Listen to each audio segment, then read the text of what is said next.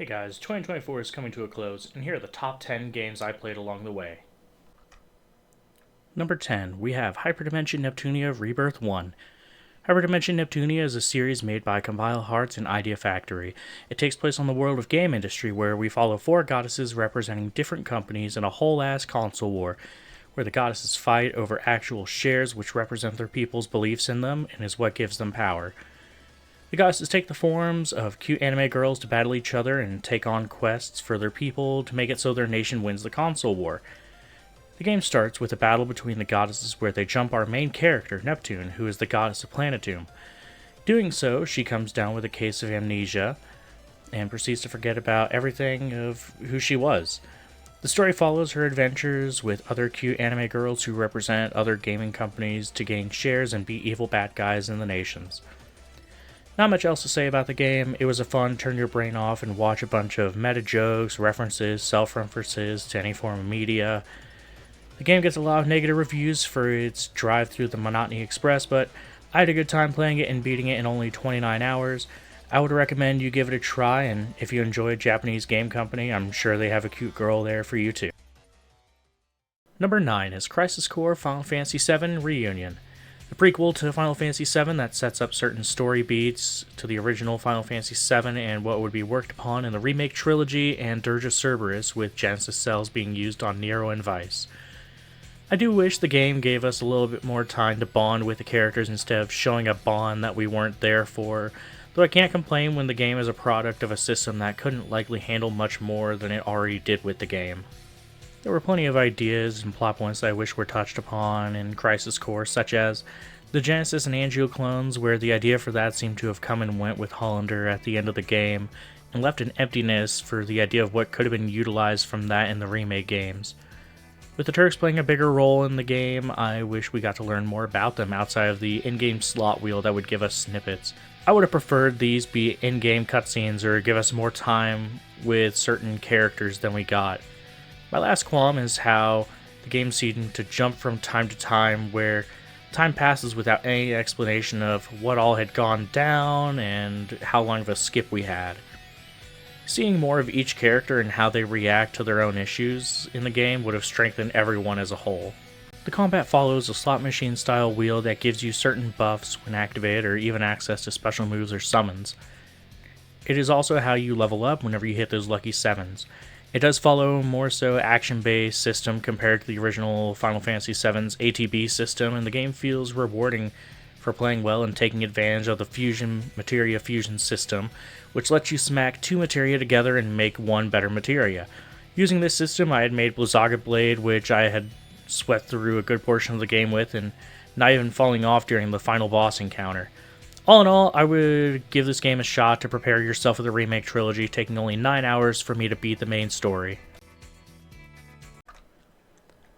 Coming in at number 8, we have Pokemon Platinum. Everyone has their favorite generation, and I would say mine is Generation 4. Never having had a copy until near the beginning of 2024, and only playing this version by running it at my local Hastings whenever I was a child. But I wanted to beat at least one Pokemon game this year, and I made the decision for it to be Platinum and revisit the Sinnoh region. Having put around 600 hours into Pokemon Diamond, I decided to not use any Pokemon from my original run I did of Diamond and see how I enjoy making a team of non-favorites. Normally I would choose the grass starter, Turtwig, who evolves into my favorite Pokemon of all time, Torterra. However, this run I decided to use the water starter, Piplup. Using this change, I decided to make my way through the game for what felt a little more challenging than I remember. All in all, I love the Pokemon series and would see myself walking up to Cynthia to hear that theme any day of the week. This version did feature new additions like changing to a season of winter in the Sinnoh region and the introduction of the Distortion world. Overall, the game did what I knew it would for me, being a Pokemon game that I didn't need to think about all that much, taking me about 35 hours to beat. Number 7 being a game that came out this year with Dragon Quest III 2D HD Remake. Following our hero, we set out to take out the Archfiend Baramos with a group of heroes that we recruit. You can recruit some randos or make your way upstairs in the recruiter's office and make your friends in-game, where I added my brother, Zero, a good buddy of mine, Doopy, and I couldn't decide on another friend at the time, so I made my last companion, Mudkip. changing it to my friend Jexecute later on in the game. The game never tried to reinvent the wheel and told a tale that felt really simple. The invocation system of having access to all skills if you learn them made for a lot of customization and a way to break the game with fun combos.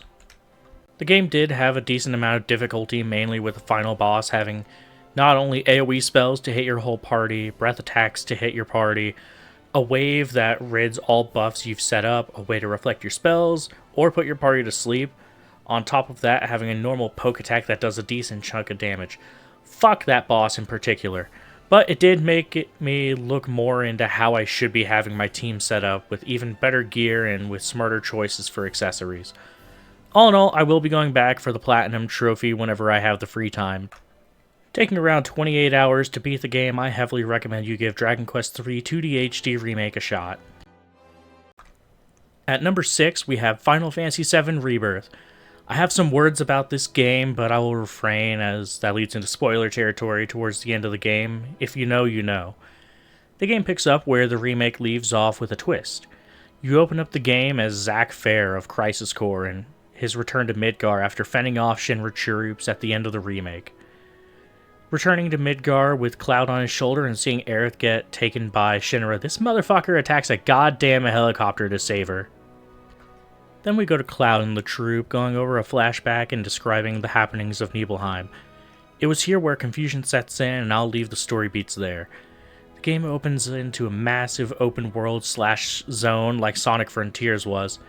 The game looks gorgeous from the characters to the vibrant areas the parties travel to. The battle system was as flashy as ever with new skills, new combo attacks, and new ways to shake up each fight. Taking a little time to go out of my way for side quests, I had ended up beating the game around 55 hours. Number 5 stylishly comes in with Persona 3 Reload, a faithful remake of a beloved classic. My first experience with Persona 3 was on the Vita, playing the PSP version. Now I feel like me and the Persona series have some sort of beef. After beating Persona 5, almost immediately after, Royal gets announced. And after beating Persona 3 Portable, Reload gets announced the day after.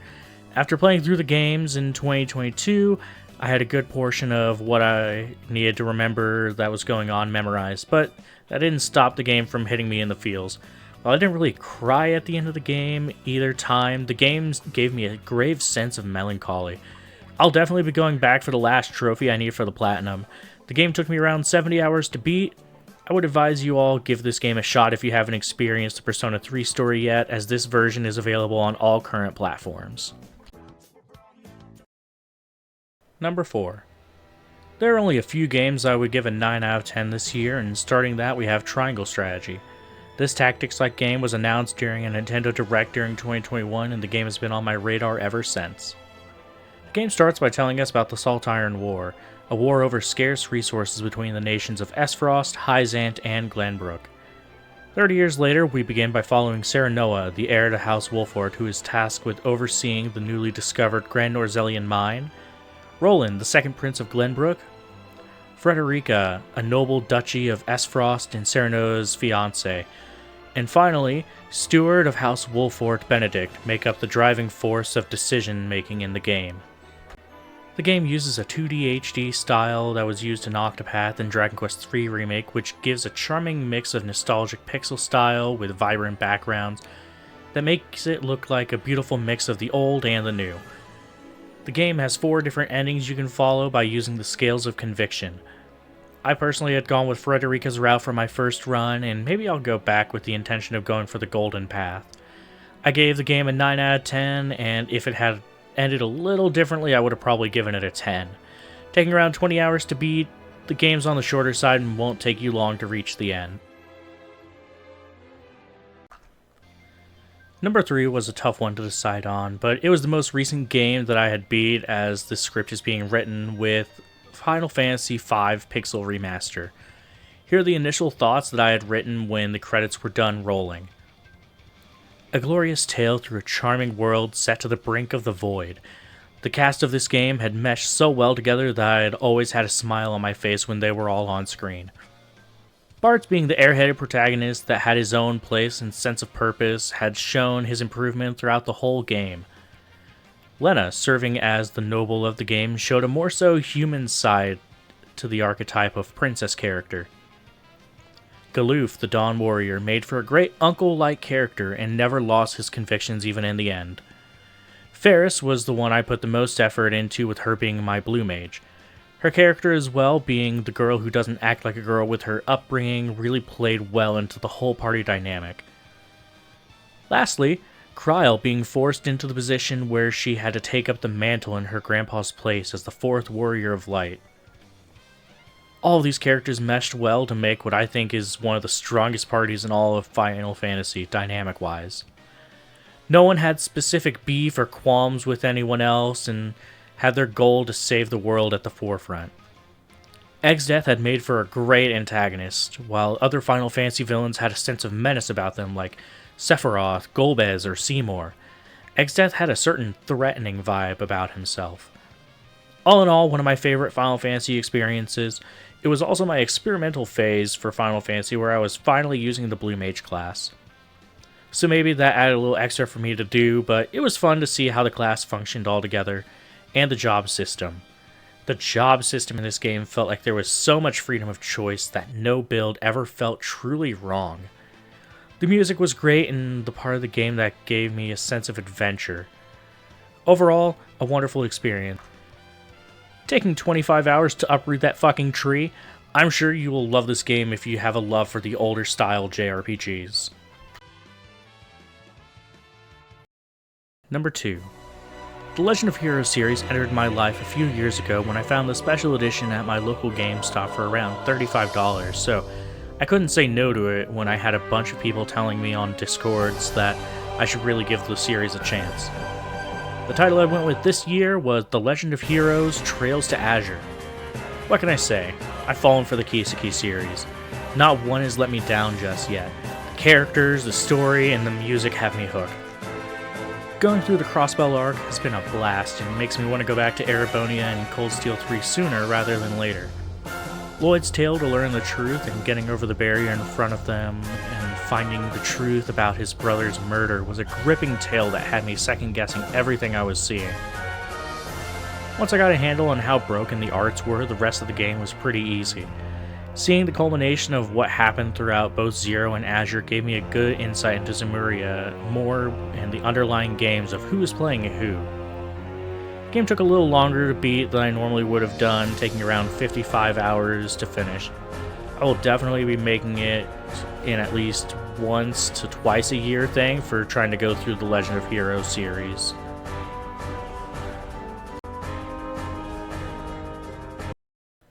Finally, we reached the end with a game that had never disappointed me at any point along the way. This game had me hooked from the beginning, and I'm sure that I'll enjoy the rest of the series just as well when I get to them.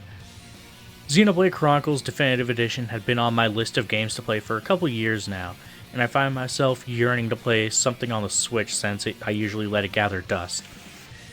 The game's story and characters kept me wanting to come back and make just a smidge more progress when I would find the time between work, family, and card shop obligations. The combat for the game felt like an MMO, which was good for me playing as Shulk since he played very similarly to Samurai in Final Fantasy XIV, so it felt right at home for me. The story had me rethinking what was going on and who was in the right so many times it would have thrown Ryan's head for a loop. The Minato being a MacGuffin that can fight off the Mechons made me stick to playing as Shulk for a majority of the game. I did give a couple other characters a shot, but he felt more natural for me. The way this game's story sort of drags you from place to place gave me a sense of scale for how big the world on Bionis and Mechonis is. The game had always made me question everyone and what they said based off one early interaction that had me question said character for the whole game. I won't go into spoiler territory except to say that out of all the games I played this year, the one I would recommend you play over the others is Xenoblade Chronicles Definitive Edition. I will most certainly be going to play Xenoblade Chronicles 2 in 2025, so I'm sure it'll make it onto the 2025 list.